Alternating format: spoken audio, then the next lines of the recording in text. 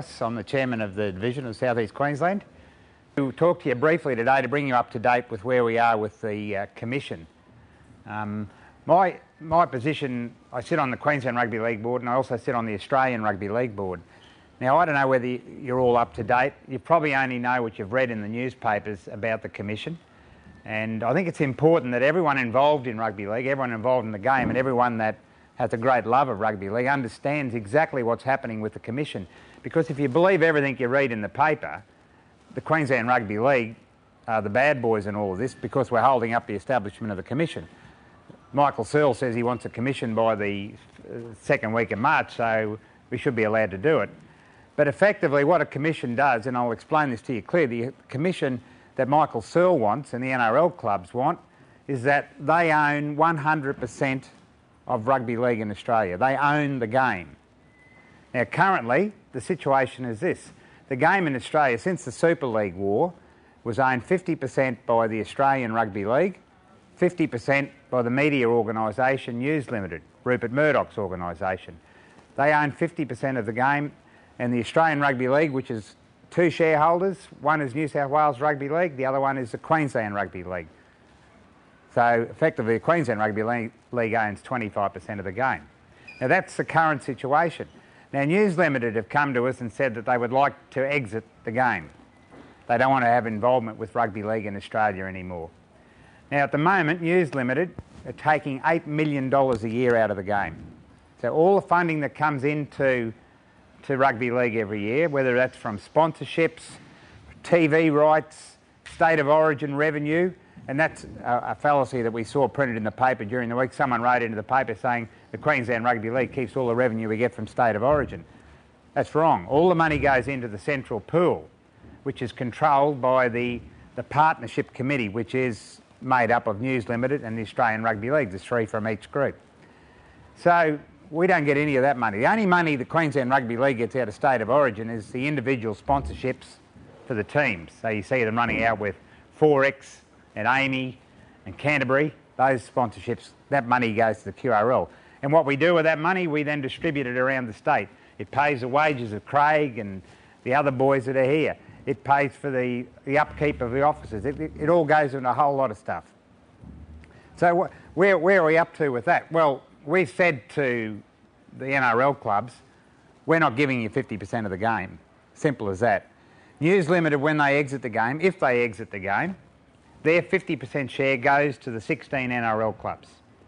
Now that's part of the Super League deal when the Super League deal was written in the late 1990s. So they get half the game, and what do they pay for it? They pay nothing for it. They get that. So that is good in a way. News Limited have been taking $8 million out of the game every year. You add up how many years they've been involved now, it's a lot of money. That money will stay in the game. Now, the NRL clubs say, no, we want all of the money. We want the ARL now to hand over its 50% of the share. So we own the controlling interest. We're going to form an independent commission that's going to sit above everything, and that independent commission will then control the money, will control everything about the game. So in other words, where before we had too many boards, we had a partnership board, we had an ARL board, we had an NRL board, a Queensland Rugby League board and a New South Wales Rugby League board. We won't need all those boards anymore, and that's a good thing. We've just got a commission on top, and what we'll have underneath that will be the NRL running their competition, the Telstra Cup, the main competition, and then underneath that we'll have the Queensland Rugby League, the New South Wales Rugby League. Now that system will work fine. And the commission will be look after everything, look after the development of the game, all the development, and I think Brian was speaking to you a little bit about that last night, about how development is all being brought together with the ARLD and our Queensland Rugby League development. That's all coming together as one. That'll be fine also. But who's going to control the 8 commissioners? If we don't have a share, if the Queensland Rugby League doesn't have a share and the New South Wales Rugby League doesn't have a share, the 8 commissioners are going to be appointed by the NRL clubs. Now they'll be independent, that's fine, but some of those NRL clubs, in fact 6 of them, are privately owned. So if you're a private owner of an NRL club, the danger is that you'll be grabbing whatever money you can grab for your own purposes. The first thing you can bet your bottom dollar will be they'll increase the salary cap. And that's fair enough too, but how much are they going to increase the salary cap by? We don't know that either. What guarantees are there going to be for funding for the grassroots level of the game? At your local league, at your local club, are there any guarantees in place? No, it hasn't even been discussed. We would have no say at all under that system of who the commissioners are. None whatsoever. So they'll get 8 commissioners and they're saying they're going to get independent people. You know, we've heard John Howard mentioned, we've heard Don Argus from BHP, we've heard all these, Katie Page from Harvey Norman. All these names have been thrown up at us. But what do those people know about the grassroots of the game? Jack shit, nothing. They don't know anything about the grassroots of the game. So we've got to make sure that the commissioners involved on this board actually have some sort of knowledge, basic knowledge of how rugby league is growing in the game. Where do we get our junior players from? Where do these players come through? And none of that has been discussed at all. So I don't know how they were going to put a commission in place by the first round of the NRL. It wasn't going to happen. So at the moment, we have been playing hardball. The Queensland Rugby League has been playing hardball with the Australian Rugby League, and we have blocked any progress of what's going on.